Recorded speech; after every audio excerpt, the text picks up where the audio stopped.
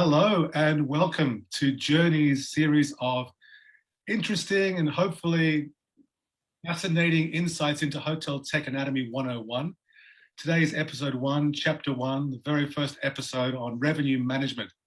The price is right, or is it?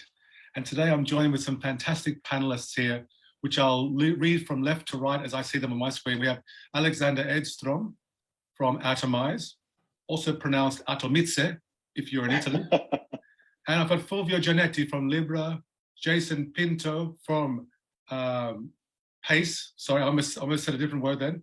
Neville Isaac from Beyond Price, or BOP. Marvin Space from Room Price Genie, or RPG. In the background, Trevor Grant and Jen Nagy. Thank you so much for hooking us up. Now, I've got a little assistant here, my 1 minute egg timer. You each have 1 minute to introduce yourselves, but starting with you, if I could, Alexander, just 1 minute about yourself per se, you specifically.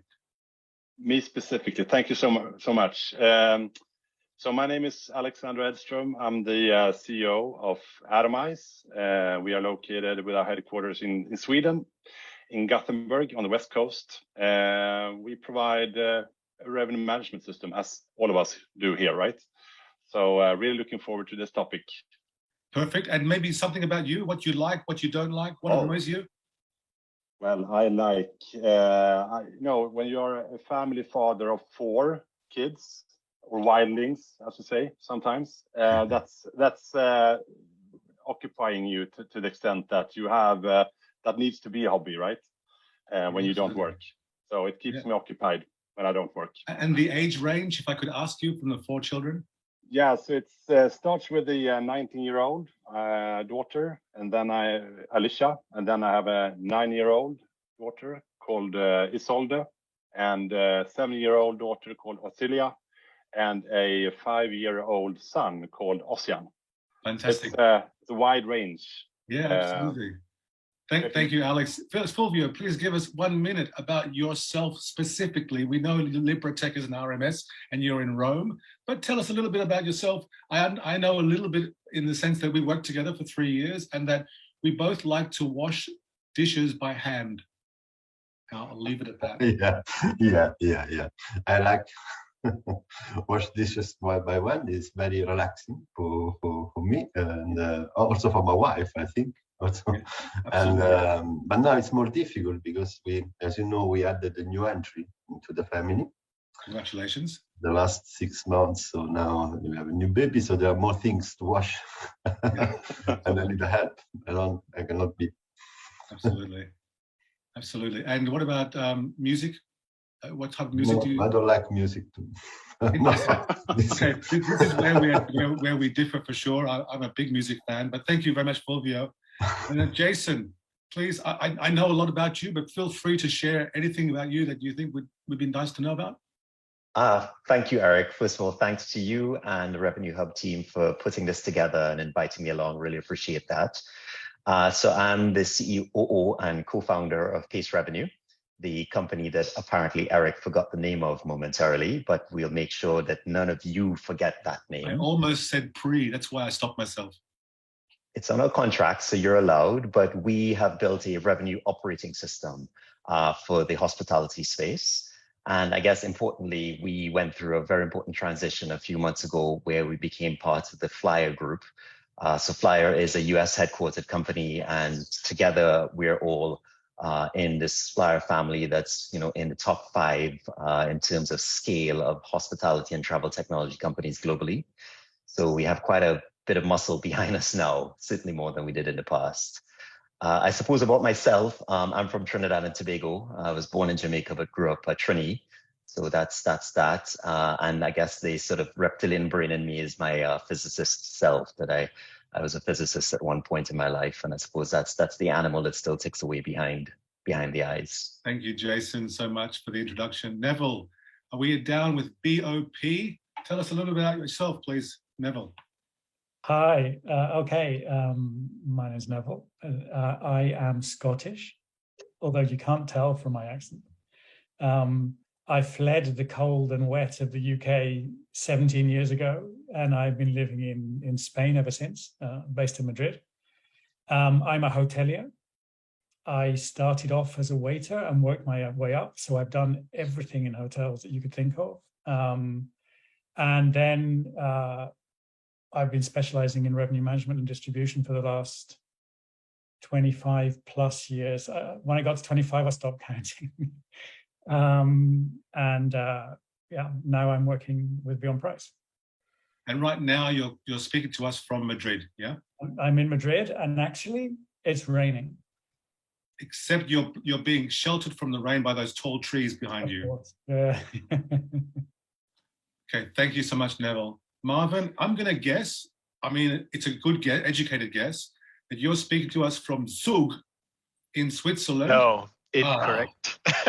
Marvin. We actually, so with Room Pricing, we actually started in Switzerland, but then we very quickly moved over to having offices all over the place. I'm in Mannheim, Germany, that's a little bit south of Frankfurt. And I would actually love to say that I like to wash dishes. If I do that now, my wife's going to force me to sleep on the couch because we also don't have a dishwasher at the moment. And yeah, I wish I had this patience as you do and enjoy the process. Yeah, it's super relaxing. If you know, you know. That's all I can say. So Fulvio and I randomly talked about washing hands by dishes.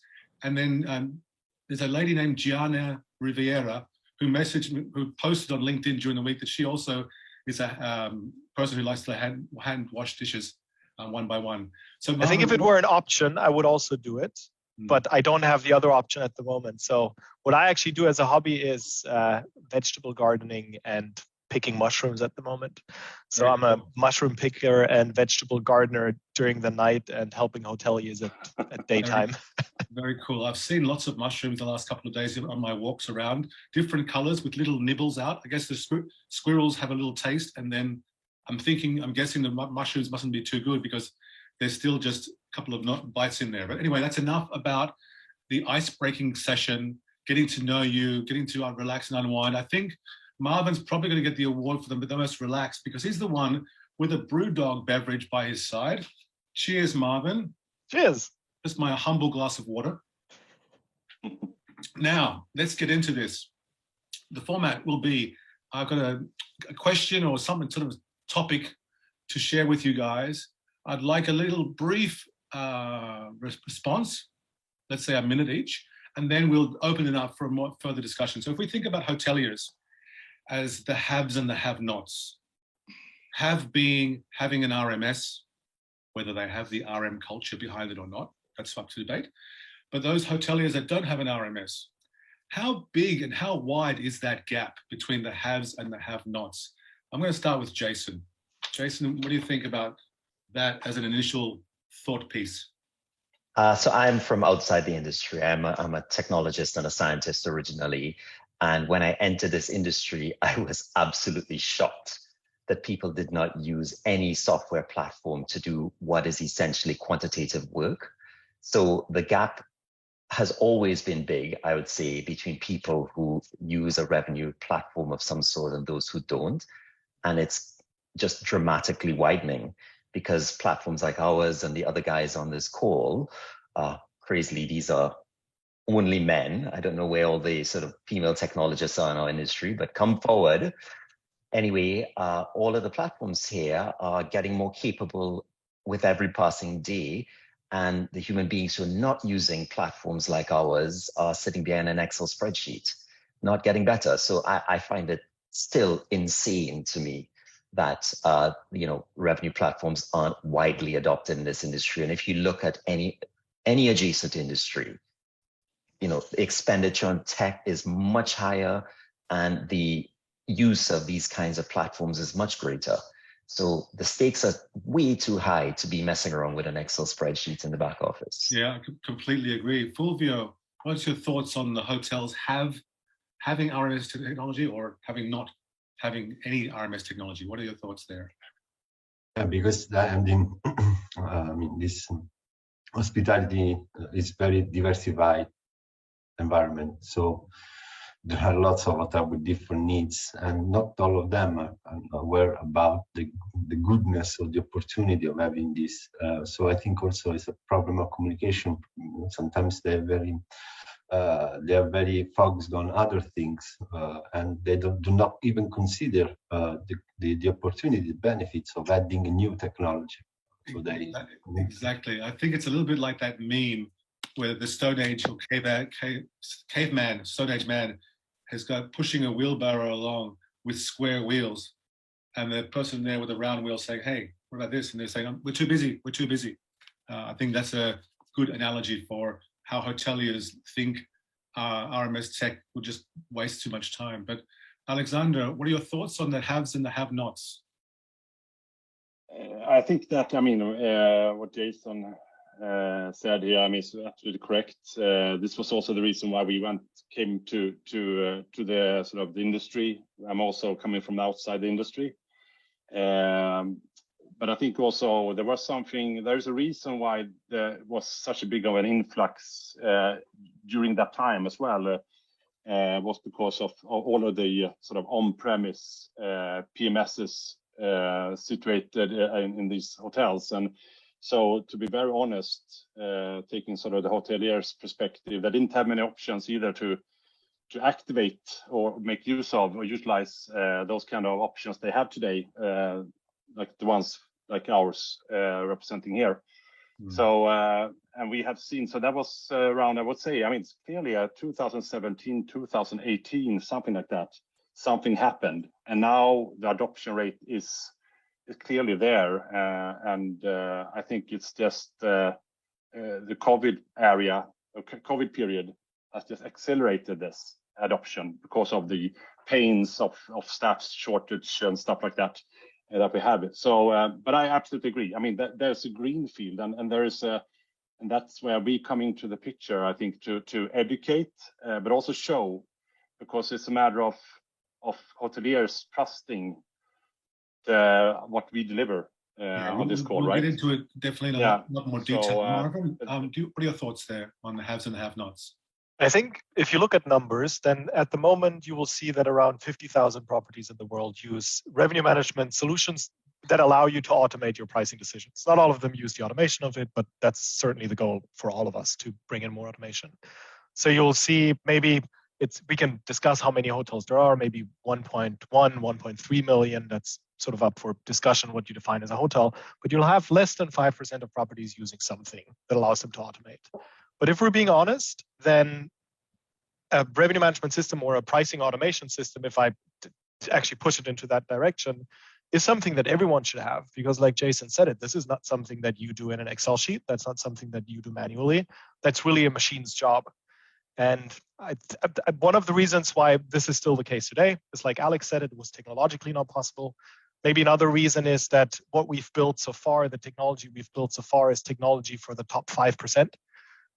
So my main question will be, what does technology look like that allows us to bring revenue management solutions or pricing automation solution to 80% of the market? I think that's a really good question. We'll get into that in a little bit more detail. Neville, over to you. I think, you mentioned revenue management culture, but I don't think you can divorce the two. And what I think here is that there is still a division between those people who do revenue management in a rigorous methodical way and those who don't. And if in the group of those who do, a lot of those people are using tech, but they tend to be big chains initially. It's changing now. But there's still a big group of hotels who don't really do revenue management in a structured procedure way. And then if you say to them, hey, why aren't you using tech? They don't. It's not just you need to use tech, because I fully agree with everyone else. It's crazy not to use technology these days to do revenue management. But if you don't really understand why you need it or what it's for, then it's an investment that it's a hard sell internally, because revenue management systems require some investment. Yeah. So I still think, I worked for 11 years in a big chain before I joined Beyond Price. And when I stepped outside our sort of ivory tower and saw what the situation was in the market, I was quite surprised, to be honest. Yeah, no, I could argue both for and against what you were saying there in terms of revenue culture needs to be there. And this is now open slather, guys. This is a free-for-all section where we can jump in. I want to say that I could argue for our RMS technology being able to be in place, even if there is no RM culture.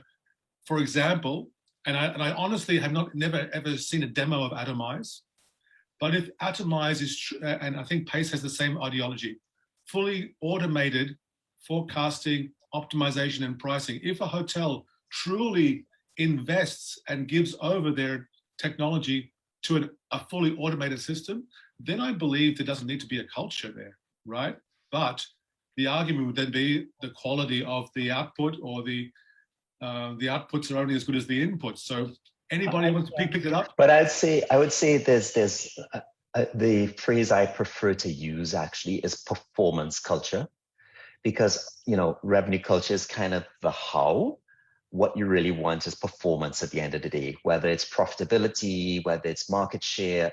We should be driving the industry to focus on measurable performance. And that should pervade not just the revenue team, right? It should be across the board. We're running businesses here. Clearly, guest experience and making sure we delight our guests is an important part of that. But the performance of our businesses are super important. They're critical to the survivability and growth of our industry. And we are a part of that. So automation's a part of that. Data-driven decision-making is actually what we are, as an organization, really trying to drive our customers towards. And part of that is, obviously automation. Part of it is basically just having the right data together. And I know we're having a business intelligence conversation later on this week that should bring in some of that. Yeah, the performance culture. I think the performance culture is key. And one thing that I always remember from my times with Ideas, for example, when I was working with them for a couple of years back in 2010, was forecast accuracy. We used to, this was a G2, version 2, generation 2 of Ideas. And the hotels will always be asking about forecast accuracy. And the measure, or the yardstick that they were using to beat you around the head if you were selling an RMS solution, as I was doing back then, was at the beginning of the month, what was the forecast for the end of the month? And and you have some revenue managers, definitely they won't be named because I can't even remember them, who would sandbag and just try and get to 72 point whatever percent at the end of the month because they were measured on forecast accuracy. That's a different thing than from performance, right? It seems ridiculous. Neville. I mean, I agree with you, but I'm gonna play devil's advocate a little bit. In traditional revenue management, and I teach revenue management in some universities, the forecast is the basis for your decision making. So traditionally, you make a forecast, you try and make your forecast as accurate as possible, and on the basis of your forecast, you take decisions. They might be pricing decisions, they might be decisions about restrictions, they might be decisions about accounts, or about distribution, et cetera, et cetera. So a traditional revenue manager would say, if my forecast isn't accurate, then the decisions I'm going to make are also not going to be optimal. I kind of think we've gone beyond that now. So I do agree with you, but I think those people who are saying to you, how accurate is the forecast, is because the forecast should be the optimal amount of money that you can make in a period according to the data that you have. So again, I say I'm being devil's advocate, but that's the traditional revenue management point of view. I do think we need to go beyond that these days, but that would be the thinking, I think. Yeah, Marvin, please. Yeah, I mean, I think one of the reasons why the penetration rate in our industry for stuff that we do is so low is because of the complexity that we put onto this topic. So if you look into the industry, I would say that maybe 80% of hotels have less than 80 rooms. And out of those 80% of hotels that have less than 80 rooms, I would confidently say that maybe 10, if even 10% of those hotels work with forecasting or do anything in terms of pricing. So that's one of the issues that we have in our industry. We're sitting in our ivory towers, building very complicated solutions with very complicated explanations that are super fancy and super crazy, but they're just like totally missing the market. So the people that we speak with, so most of the hotels that we onboard are people that haven't ever used a revenue management system before.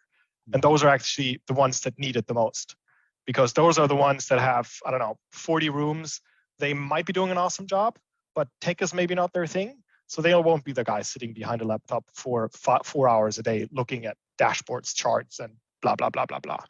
So I think what we need to think of is what's really a first step to bringing revenue management to the industry. And if you look at Ideas, because Eric, you mentioned it, Ideas has done an insane job 15 years ago opening up this market on the top level of hotels for technology. I mean, insane what they've done in education for that space. Thank you, Our job at Room Price Genie is to think I'll of take all how credit. does it look like. Thank you. Yeah, Eric, great job. No, but now our question, the question that we ask ourselves at Room Price Genie is how can we duplicate that for the rest of 80% of the market that's maybe never going to be as sophisticated as that? Yeah, Alex, I think you're definitely a proponent for the fully automated optimization. However, my question would then be, my added question would be then, are you then not limited or empowered by the quality of your data input? Definitely, that is the case. And I think we have all seen that the hotels starting to realize that what they're sitting on is a treasury if you maintain it, right? In terms of how you structure your data, because whatever going in, it's gonna affect your way to do forecasting, the way you're gonna perform overall. But also, I just want to comment on what Marvin said as well regarding forecasting. And my belief, what I've seen is that historically, forecasts have been sort of the holy grail to hit, as you said also, Eric, right? And the reason because of this is because everyone has, and if you see how RMSs in general or revenue management has been doing forecasts, has been building it on historical data, right? And as soon as the history is not repeating itself, the forecasts are wrong, and then everyone is running around as crazy. And this is what I think is so important, that forecasts shouldn't be sort of what you should aim for, because both performance-wise, but also it's a snapshot picture of the best guess, right? And there you can take that later, that discussion, but for that you need to look into the future, what's expected to happen in the future. And there we have everything with the forward-looking data and stuff like that changes in the market and stuff like that needs to be considered in order to do an accurate forecast in this snapshot picture window right now. Yes, and Fulvio. But maybe just, if I may interrupt for a second, Eric, I mean, I think one of the points you raise is about data quality, but I would challenge that in that, if, platforms like ours are seeing poor data quality, the human being who would be doing the job would also be looking at pretty poor data as well. True. It's not like, the human being has some, perfect gift of omnipotence to see the. When I say data quality, I'm more referring to a broad spectrum of data. For example, flight demand data, hotel pricing data. So Fulvio, what's your opinion in terms of, we've moved this a little bit towards not just the haves and the have-nots, but fully automated versus human input? What are your thoughts there? I would like to add something to the previous part. I mean, as you know, we in Zucchetti work with a lot of kind of companies in many industries, and in restaurant we provide technology to more than 400,000 restaurants and so on. So, but the thing is that I see the same pattern in all those small industries. I mean, small because most of these retailers are small, are not companies. They are not performed oriented. All those things, they are managed by families, and they don't know. They really don't know how the benefits, as I was explained before, of having additional software. Because for them, additional software means more time to spend to follow this software. And when we talk about revenue management, there is not only one revenue management methodology. It could be strange, but if it's very complex revenue management. But as very small hotels, for them, revenue management probably is just a small thing. For others, for big companies, revenue management is more complex. Means analyze tons of data, forecast, having precise forecast because they have many segments. Then there are small hotels, they just need a small part of this revenue management, even if the methodology can be the same, but they need a part. So it's impossible to sell or try to explain revenue management methodology to all of them. We should understand before the targets, and we will see that each of them is different, with different needs. And because most of the time we see from our point of view their needs, so we think that they need a focus, they need this, they need the other, but probably not. Yeah, I think that's. I would buy you a red wine for that statement. I think it's perfectly clear that most hotels are still not using RMS tech. I'm going to use Marvin's numbers. I think 50,000 is a bit low, but let's just use it. 50,000 over 1 million. I needed to go to the calculator. That represents just 0.05% penetration. And so there are all different types of hotels, no doubt. Should be 5%. Okay. And the 50,000, the number comes from a Skift report from 2019 where the number was 30,000 and I just estimated upwards. So 50 should be roughly correct if you exclude stuff like Expedia Plus, which I wouldn't technically count as revenue management. It's a really, really low penetration rate. And so what I want to ask you all today was, what about strategies? We've talked about technology, we've talked about data sets, different types of properties, but what strategies can hoteliers implement to increase the number of direct bookings or apply around the technology piece? Who wants to take this one? I can start. What we usually see is the biggest hurdle is doing something, at least for the client base that we're dealing with. So less than 100 rooms, if you keep it at that. Doing something is the biggest hurdle. And then the best way to start, if you dive into revenue management, is really pricing automation. So using data to help you or to even fully do the pricing for you. And that's what we see has the biggest initial effect. So we at Room Price Genie, because we've had this discussion, we didn't even have reporting functionalities for a long time, because what our client base was caring about, and that's sort of what Flavia says, they just want to get the job done. They wanted to have pricing where they understand why the algorithm does what it does, and then they just want to automate it. They log in once a week, maybe they do some manual changes, but because you start from nothing and go to 80% of the job, you're already far ahead. Yeah. And Neville, what about specifically profitability? What can hoteliers do in that area? I mean, I think it's interesting because obviously, as Marvin mentioned, pricing is the thing that has the biggest impact on your profitability, normally because your bedrooms have very, very high margin. But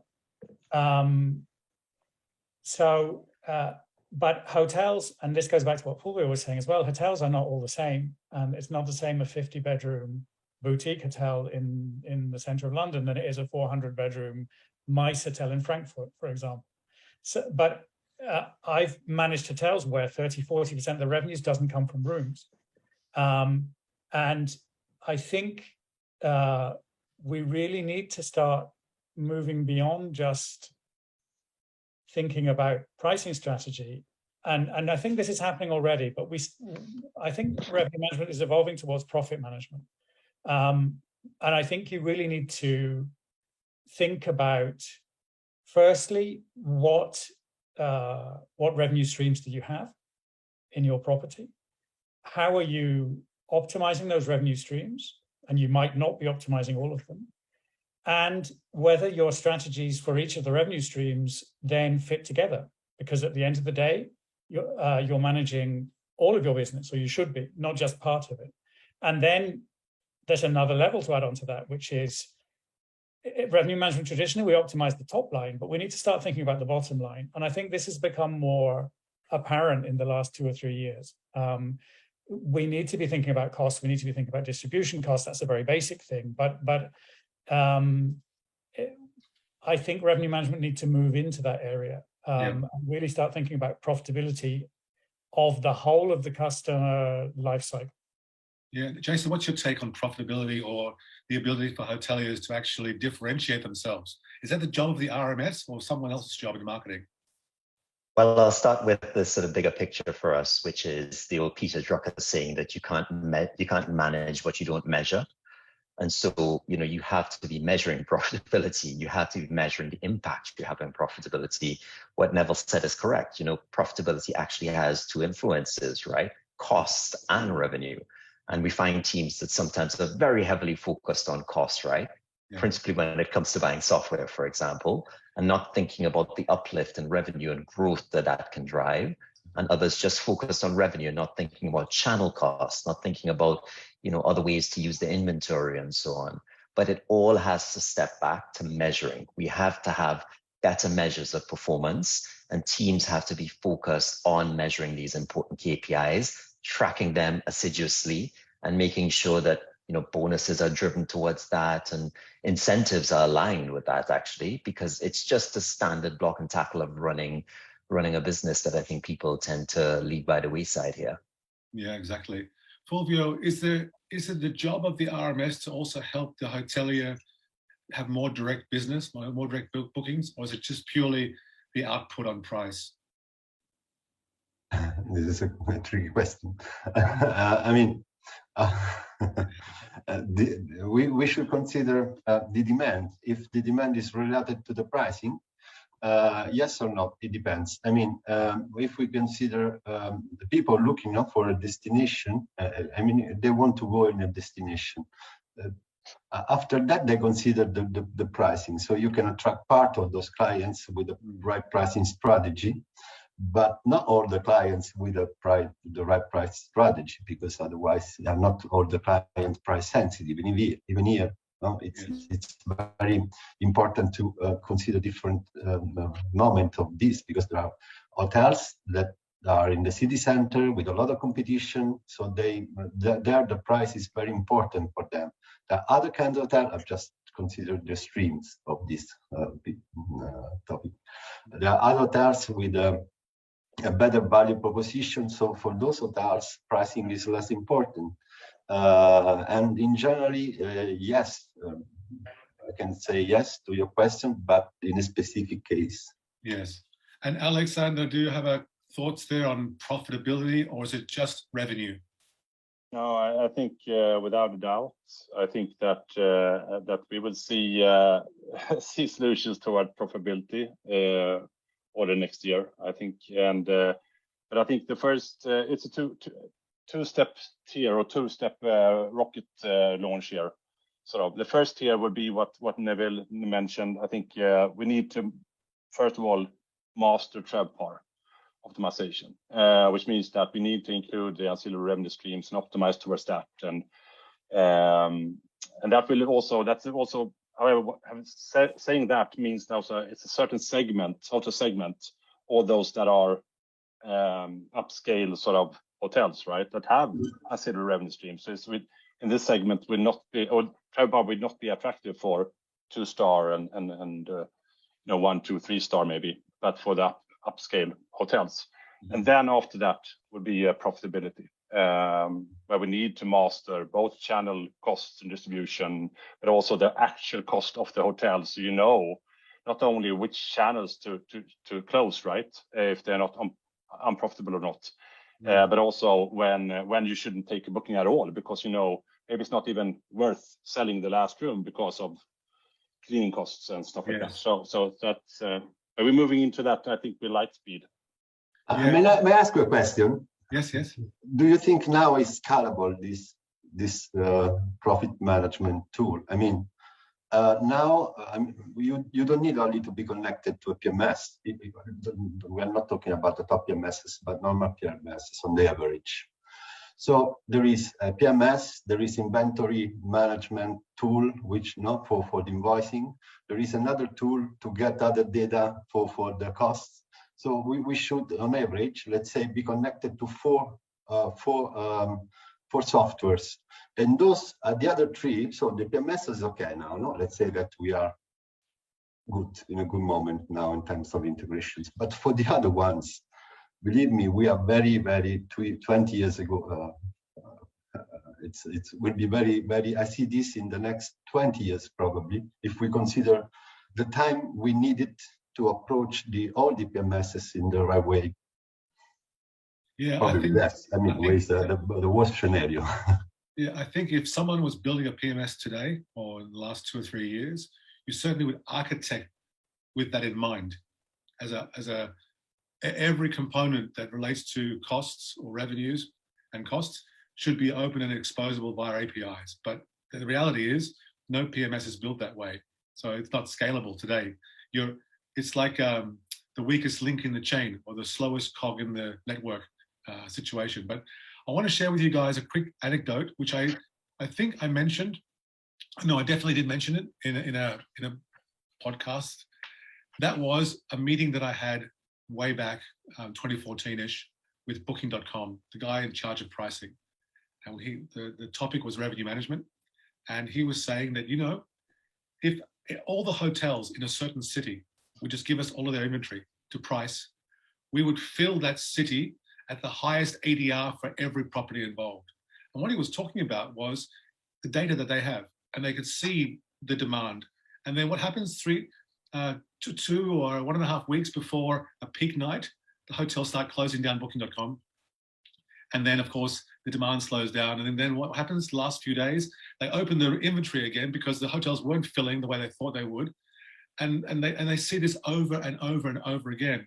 So is that not a testimony to the idea that a tourism organization or the government in the tourism segment in some destinations should, if they're really doing the best by their member hotels, say, look, you guys should all use brand X or brand Y or brand Z of an RMS because we will all win? Or does that go against the Competition and Fair Trade Commission or whoever? Well, I think forget competition and fair trade. I think it just goes against the idea of Schumpeter and creative destruction. We need to have a kind of a marketplace of ideas and have the best one win.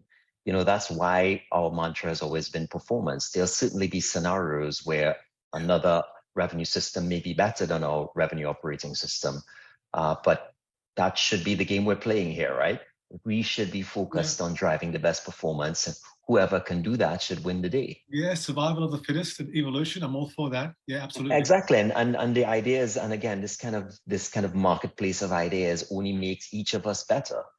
Yeah. Right? Like the fact that there is competition in this market is a good thing. Like we would not want to be in a market where it's like dull, sleepy old competitors. We want active competition because it drives better performance out of us as well. Yeah, I mentioned destination management companies or government bodies specifically because their competitor is like Booking.com or Expedia.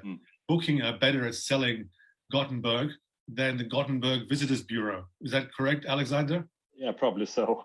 Scary, but true. Yeah. So anyway, but does that really matter? I don't think it matters. You're right. It only really matters as an intellectual discussion, not in practicality. I mean, it's very interesting what you said about Booking.com because then they tried that because they offered an RMS to hotels and hotels didn't trust them and it didn't work. So it's an interesting discussion, but the underlying assumption was correct, wasn't it?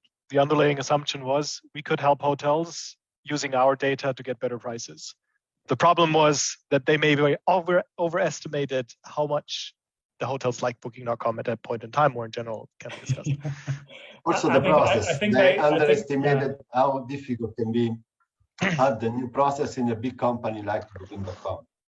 Yeah. But one of the big issues we have as a sector is the high customer acquisition cost that we have. It's very expensive for hotels to acquire new customers.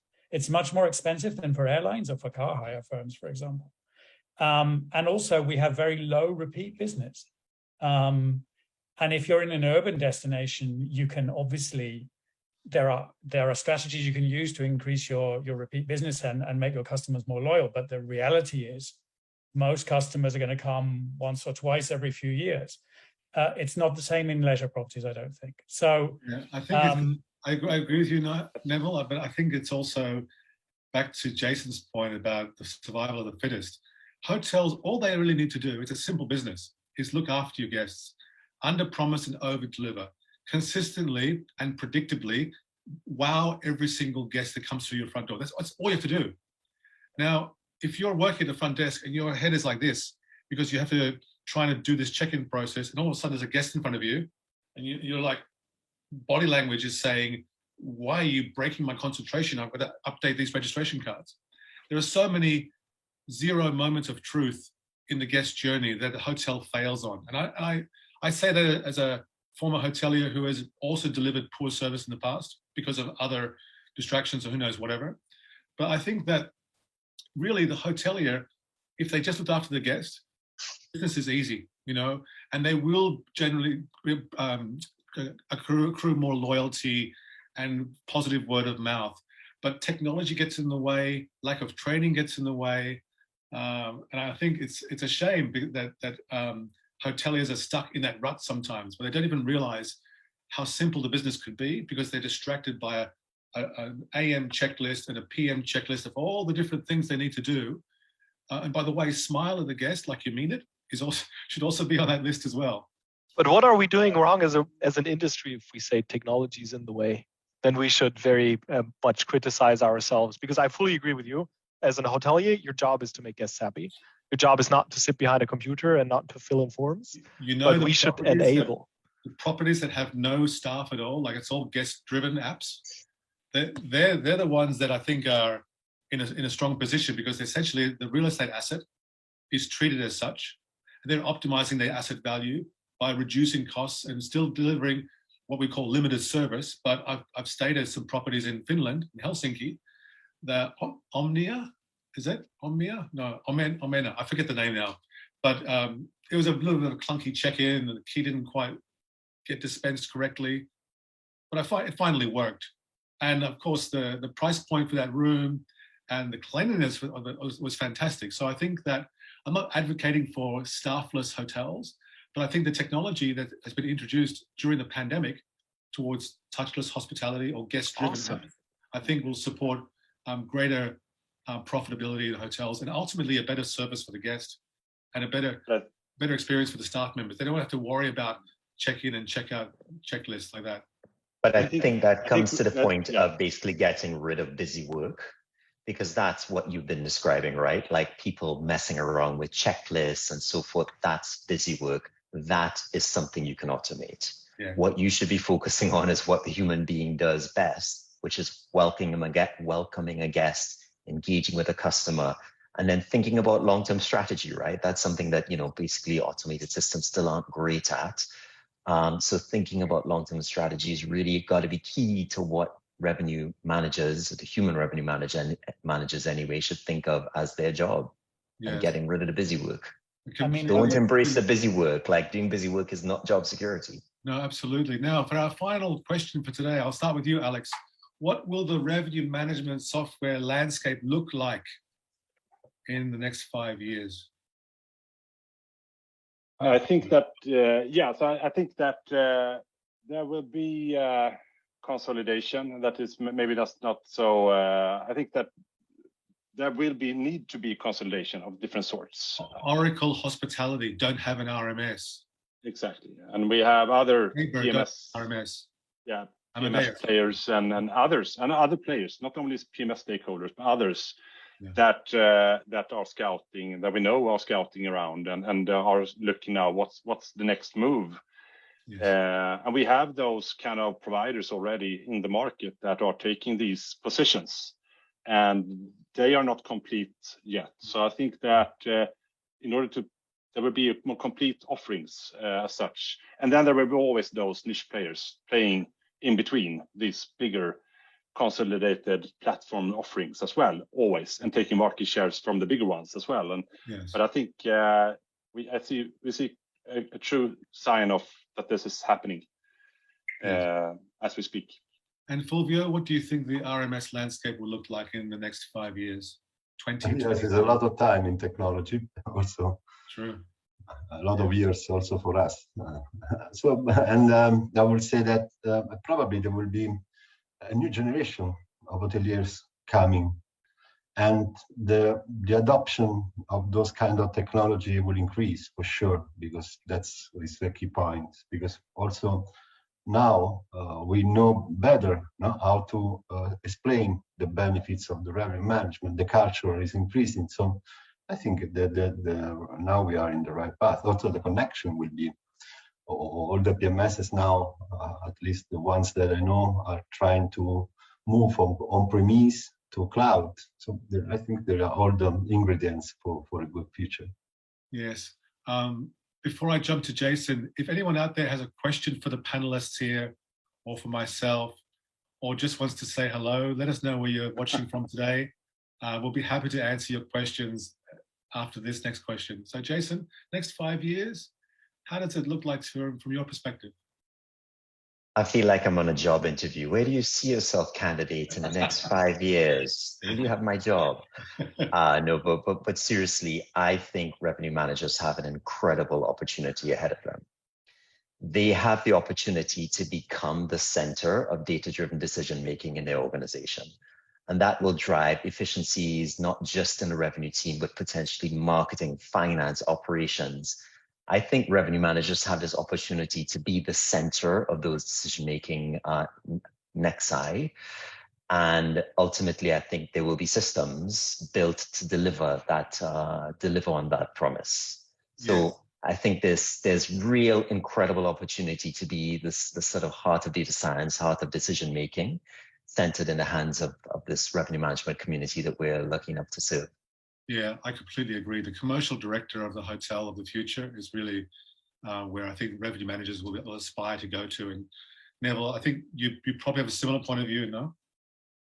Yeah, I agree. And I think, I mean, I mentioned this before, and I'm not sure if it's going to be in 5 years, but I think we need to move towards a position where we have a profit management team. And actually, I know there is one chain in the Nordics which already has this. I can't remember which one it is right now. Nordic Choice. Nordic Choice, okay. Yeah. Obviously, in order to do this, then revenue management systems have to evolve. And I see this moving towards more of a platform where you have different pieces of technology for different parts of your business, but that these are all based on one platform. This could potentially take away connectivity nightmares, which everyone has right now. And this would enable you to have an overview of the profitability of your business in general. And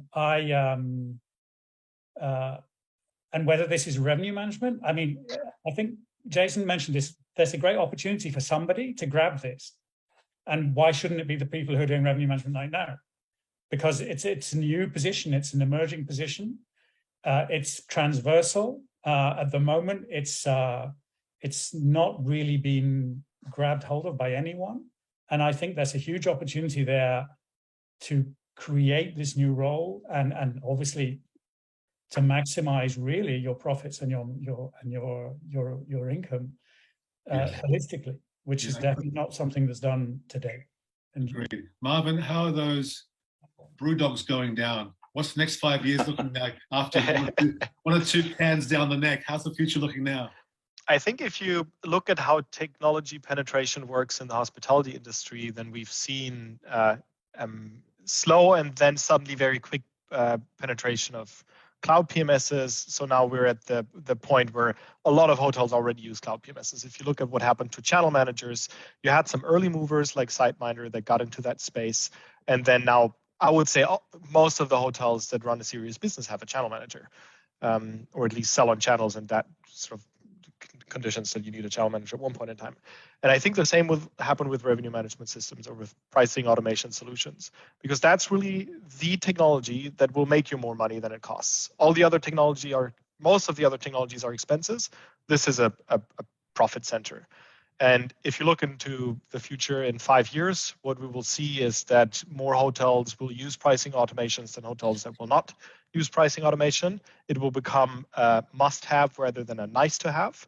That forces the top market players that are serving the top 5% to develop their technology into something very much more sophisticated so they can still stay ahead. But if you look at the long tail of hospitality, if you don't have an automated pricing solution in place, you will just consistently lose in the market. So the more people use an RMS, the more people will need to use an RMS. That's sort of the logic behind it. Excellent. Thank you, Marvin. Guess what? We've got questions from the audience. And Eric, if I may just interject with one point before we go there, and this is maybe Neville will resonate with this point. We've spoken about where the systems will go in the next 5 years, but I think it's equally, if not more important, to talk about where the people will go, because revenue managers need to develop new skills. In order to capture this incredible opportunity ahead of this community, we need to develop new skills of data science and data-driven thinking. Some of the best teams we serve are adding data scientists to the revenue team, people with no hospitality background, but the ability to build pivot tables, build new analytics on our platforms and others. And I think that's really important for everyone in the community to absorb. Cool, thank you for that, Jason. So we've got a comment and a question. The comment first comes from Ralph Mellis from Explore Tech. It's like Hotel Tech Report, but a way better version, focusing on the Middle East and Africa for now. No bias at all. Hey, Ralph, mate of mine. He basically is making a comment about the previous question when I spoke about destinations, etc. He's saying that legislators, I guess governments, only benefit if there are fees coming in directly related to the ADR of the hotel. In Dubai, for example, there's a percentage of the service charge, which is applicable to the room rate, and the Dubai government directly would benefit from the uplift of rates in the city in general. So he's making a comment that, you know what, in somewhere like UAE or Dubai, it's in the government's interest that every hotel uses an RMS. I'm not talking about which RMS, but actually uses RMS technology to increase ADRs. Now we have a question. I think this is from Roper GC. The question is, please share best payment low-cost software / platform for hoteliers that can be integrated to Opera. In brackets, maybe suggest that they reach out to one of our panelists. Oh, okay. I think someone wants to know which is the best product for Opera. All of these ones. Everyone here on the panel offers a free trial, so try before you buy. That's my answer. Ideally automated online without the need for manual PDQs. I'm not sure what that actually means, but do we have any more questions? If you do have questions, please jump in. I've really enjoyed this panel's discussion this afternoon, and that's even without any alcohol. I'm literally drinking still water, but it's still only 5 minutes to 5 for my time. So I'm going to open the floor to anybody who would like to say anything that maybe you didn't get to elaborate on earlier, or that you'd like to expand upon. I think all of us have a shared responsibility to ensure that hotels perform better. So like you said it earlier, right now, technology for some is somewhat of a scary thing. We're always talking about those few hotels that use sophisticated tech already, but there are so many, even large hotels chains that are not there yet. And they actually need very sophisticated solutions, because maybe they even have teams today. And it's our job as a revenue management team Brewdog here, as a revenue management crew, to educate more, to be out there more, and to take the fears of automation away. I mean, I fully understand a hotelier that says, oh, you want to mess with my pricing? That's like my holy grail that I have. Yeah. That's the most important thing that you have in your hotel is your room prices. And our job is to create more trust. And I think that's going to be a fun challenge over the next few years. Yeah. Thank you, Marvin. We have another question, but before that question, I have a question, or it's kind of a statement. Maybe it's a question as well. I don't know. Now, the question is, this is me personally. I see RMS as only a 120-degree solution, not a 180, a 120-degree solution. The 360 degrees is sales, marketing, and revenue. Those three components form the 360. Do you guys have sales and marketing in the future, or that's someone else's job? Because in my opinion, an RMS, I'm collectively saying all RMSs are effectively only a third of the optimal process that I see, to a cyclical processing of market demand creation, price optimization, and sales conversion. Anybody? Well, you've heard me talk sorry, I've been talking a lot. Please go ahead. Go Alexander, and then Jason. Thanks. No, but I think this is where the consolidation piece comes into play, right? Because I think it's very important still that you need to be an expert in your specific field. So if any of us here would all of a sudden say that we know how to do the best marketing platform as well, it would be difficult. However, I think that the revenue management systems have a very tight responsibility in the marketing effort, because we can give a clear picture of when you should activate marketing and to what extent, on what channel, and stuff like that, right? So that signal should come from the revenue management system. But how to allocate, to what extent to make most effective pay of that budget is up to the marketing platform. But this is why I think consolidation is going to happen for that single reason. That the role will span over so many areas. The revenue manager will be much more commercial, and that means that it will need more platforms to execute that role, right? And so it becomes financial. I think Anders Johansson from Demand Calendar would probably agree with you as well. Yeah, I think so too. Jason, did you want to say something? I mean, we are building a platform for data-driven decision making. That's what we are at our core. There are data-driven decisions to be made in all of the areas you've described, right? Perfect. Us as a business do it ourselves, right? We spend money on marketing, we spend money on sales. Yes. So we are spending money on sales automation systems, on marketing automation systems, all to drive better decision making in each of these areas. Our customers should be too. Good. Well, we've got more questions now. This question is from Uwe Gundlach. Hey, Uwe, moin moin. Why do hotels see RMS as a cost, not as an investment? What, based on your experience and feedback? Anybody? Because nobody's been able to give them the output. Yeah. No, but I think it's quite simple, actually. I think nobody's been able to give them the quantitative output, right? Everyone points to performance, but no one is able to say, here's the evidence of the uplift we provided. Here's, in full detail, the analysis we've done to show that.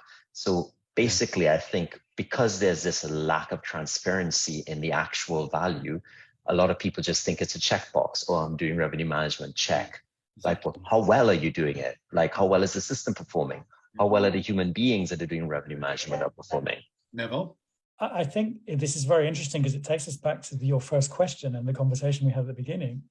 And we talked a lot about, or I talked about revenue management culture, and we talked about, but there is also a fact that, and we're all vendors of RMSs here, we need to demonstrate to people that our technology is going to add value.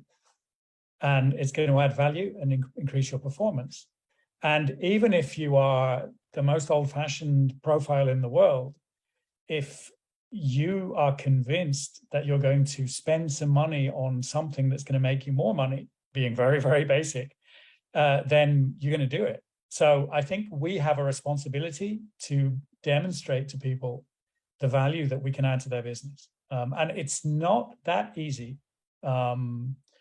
But it can be done. So yeah, what's that expression? A rising tide floats all ships. If the entire market's going well, is it because of your RMS or lack of an RMS? But anyway, question from Walid Ahmed. This could be going against the flow, but where is the guest in all of this? Remember, this is a viewer, somebody watching our discussion right now. They're saying, hang on, where's the guest in all of this? Could quality maximization be included in RMSs in the future? Fantastic question, Walid Ahmed. Yeah. Who wants to answer that? Neville. No, I've been talking a lot. We already include this in our algorithm. Is it the BOQ? HQI, Hotel Quality Index. And I know that we're not here to sell our products today, but we have an index where we take into account your online reputation plus your physical product. Yeah, I think that's very reasonable. You're answering a direct question. So unless Walid is an employee of Beyond Price, I think it's a fair question. He's in my kitchen right now. No. Exactly. We have taken this into account in our algorithm, in our pricing recommendations from the very beginning, because I think revenue managers have always looked at, I mean, we live in a market, we look at market pricing, and we look at quality, but we have never done it in a very scientific way. But it's undeniable that this has an impact on your pricing. So if you're not meeting the promise that you make when they make a booking, those customers are going to be unhappy. And if those customers are unhappy, it's going to have an impact on your future pricing. So it's something that we believe is important in terms of. Questions are coming in thick and fast. Literally, I have to scroll back Now, this question Just one comment, Eric, before we just, yes, and that is yes, regarding review scoring and quality and stuff like that, because I think that's very important. So we have made a study where we show that a half a point from a score 0 to 10 on a 0 to 10 scale on a review can shift your pricing by 15%. So it's a huge price point by 15%. So for every 0.5% review scoring higher, so that relationship I think is quite significant. It is very, related to this initial question. It's very interesting. Okay, thank you very much, Alexander. Another question from somebody's called Plan B Ever Have. RMS are always focused on rooms and ADR. Is there any chance to consider food and beverage and recreation facilities prices as well to uplift the profit of the hotels so that the investment deserve the cost? I think the question is basically outside of room revenue, what about F&B and facilities? Absolutely. Watch this space. Jason, don't you do jet skis? Say again, Marvin? Don't you also price jet skis at some properties? Exactly. Yeah, exactly. Boat slips, actually. We do boat slips. But watch this space for more food and beverage, non-room revenues. We have a question from a guy named David Lamelas. I actually know David. He works for Rumour, who's a Portuguese RMS. So let's see what the Portuguese RMS question is. What do the 80% of hotels that don't have an RMS need in terms of features to see and see how important it is to have an RMS? How do you make those who want to have an RMS? What minimum features do they need? I guess he's asking for what's the bare minimum, let's say MVP of an RMS that will get the foot in the door for even the most skeptical hotel. I'd say RPG. You guys, I think you specialize in kettle properties, no? Yeah, so we work with around 1,000 properties now, and most of them don't come from anything. So it's really about what's this minimum product that you need to deliver for creating trust. And what we see is it's important to just make the journey of trying something very simple. So making integrations simple, making onboarding simple, showing price recommendations after 2 days of them having a demo, or sometimes even much quicker, depending on the integration that you work with. So they just want to see something. And then it's about transparency on what the algorithm did. They want to understand something. And as soon as you have this feeling of, okay, I see where I'm missing out. I didn't see this trade show that's going on in March, and I see that the market is 60% higher. I should be moving because I've already sold 50% of my rooms. Then as soon as you have that, as soon as you help them understand where they're missing out, you'll catch them. Yes, and thank you for that. David corrected me. He works for Climber RMS, not Rumour. Rumour is a PMS from the Netherlands. Climber is an RMS from Portugal. Thank you for correcting us, David.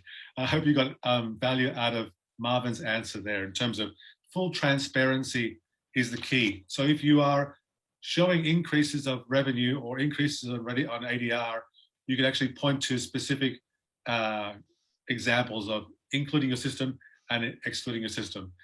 So unless we have a few more questions, we have one more. We have one more, okay. And then we'll wrap it up. The question basically is relating to the 50,000 hoteliers out of an addressable market of 1 million, okay?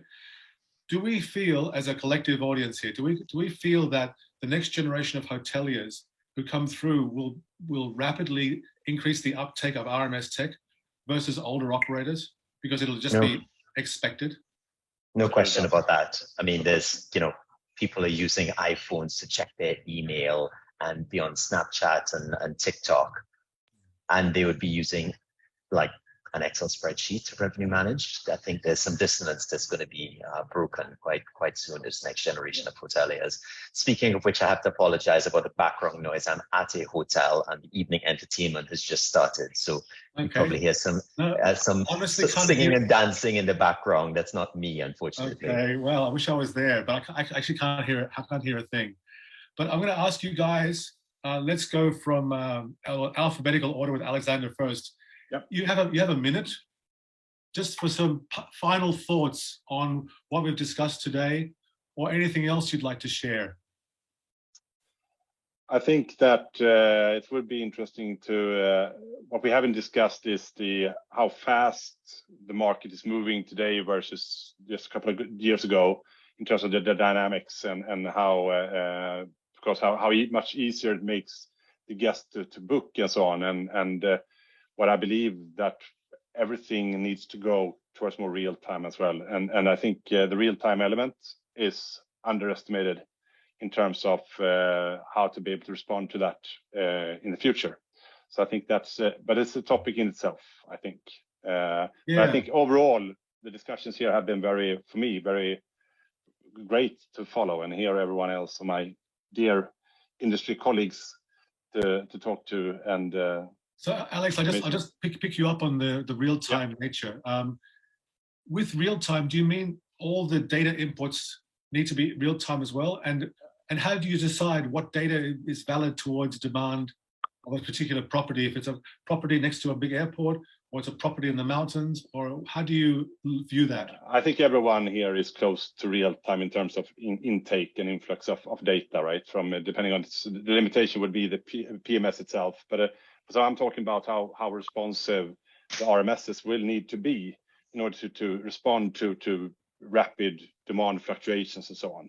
I think there we have been with the legacy RMSs have been and are still too slow, and I think we need to see that RMSs will need to be able to respond to, as you said, those at the airport, for instance, where demand can be fluctuating quite a bit, or in a very demand-centric sort of fluctuating city center hotel, for instance, where if you are too slow, you will sell out, before you are able to respond with the right prices and so on. And then it doesn't matter how well you're trying to set the rates if you're too slow, right? If you snooze, you lose, simply. Exactly. By the way, David said, brilliant answer, Marvin. Thank you. I think he meant Marvin and also Jason. So you both responded to that. Loving this event, we want more. Winky emoji. Wow. Our first emoji. Do you have any last sort of thoughts or reflections upon the discussions today? Me? I hope that in 5 years there will be another, let's say, Zoom meeting like this with 50 competitors. So it means that the market is very, very good, and our focus, because all of us is saying that more or less the same stuff, that the adoption will improve, and so that's all. Thank you. Yeah, I look forward to seeing you all guys face to face for a coffee or tea, Neville. Whatever takes your fancy. Jason, what are your thoughts or reflections upon, let's say, any of the audience questions? I personally wish this was just audience question related. I would love that. If we were in a theater or a ballroom somewhere and the microphones with the audience, that's my dream. But any final thoughts, Jason? Yes, with apologies for the salsa music going on in the background. Maybe it's the appropriate theme to my closing comments anyway. I'm incredibly optimistic about the future. I guess by nature, I'm an optimistic guy, being an entrepreneur, but I'm incredibly optimistic about the opportunity before all of our customers. So the revenue teams we serve have this incredible opportunity to take control of decision intelligence and decision-making in their organizations and really become heroes. And ultimately, this is my job. I serve these customers, and my job is to make them look amazing. And the way to do that is embrace technology, become data-driven in your decision-making, and absolutely become performance-driven and measure what you want to achieve. Very well said. Very well said. Neville, any final passing thoughts? I mean, I really echo what Jason says. I fully agree with him there. I think there's a huge opportunity for hotels right now. I think there's a huge opportunity for revenue managers to take the next step. And there's a huge opportunity for vendors like us, because as we discussed, there's a massive amount of hotels who would benefit from the kind of technology that we provide. So I'm also very optimistic, and the pace of evolution of the market in the last 2 years has been exponential, and I think that's going to continue. So I think, very positive outlook for the next few years. Thank you, Neville. Marvin, how could you just have the one brew dog? Is it you have another one? I don't know. The fridge is too far away. Okay, yes. And Marvin, I think it would be worthwhile if you wanted to maybe just highlight how smaller properties, first-time users of an RMS, differ from the bigger properties as a further detail on your previous question. Yeah, I think what you will see is that the expected user experience differs massively. If you look at some general manager that also has to do pricing, or some sales manager that has a lot of different jobs, not just pricing, then they need something that's highly automated, where they trust, where they can strategically intervene, but the operations is really down to the system. While when you're working with revenue management teams that need to dig down very deep into the data, that have the capacity to fine tune for the last few percent, they need a whole different product. I think that's sort of what this discussion today has shown us, that a revenue management system isn't a revenue management system. It's really this whole spectrum of what is possible. And I think everyone who's listening need to ask themselves the question, what do I really need? So am I spending hours behind an Excel sheet, and I want to spend those hours differently with more intelligence and outperforming my past self with better technology?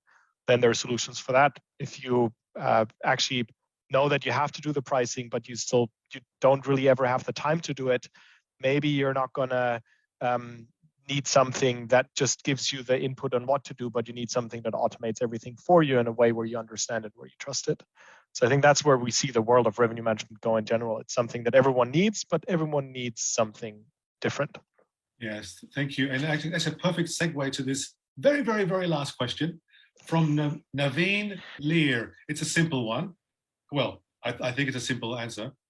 Question from Naveen Lear. Regarding RMS solutions, are they relevant to a 254-bedroom hotel/resort with 3 buildings, spa, golf, and also put on very large and small events business? I'm going to say yes. Want to make money? Yeah, definitely. And Naveen, the reason I said it's an easy answer is because all of these suppliers here would most definitely be suitable for you. They all offer try before you buy. So I would encourage everybody, not just Naveen, but everybody who's watching here, either live or watching on recording. You can see our names are there on the Zoom display. We're on LinkedIn. If you add us on LinkedIn or message us from LinkedIn, and we see you're a hotelier, we're going to accept your invitation. I don't know if we're accepting every random invitation, but if it's a hotelier that wants to connect, we're there for you, and we'll be happy to speak to you offline as you see fit. And with that, I thank you all for participating from the viewing audience, and all my panelists, Alexander Edstrom from Atomize, Fulvio Giannetti from Libra, Jason Pinto from Pace Revenue, Neville Isaac from Beyond Price, and last but not least, Martin Spey from RPG Room Price Genie. We're out.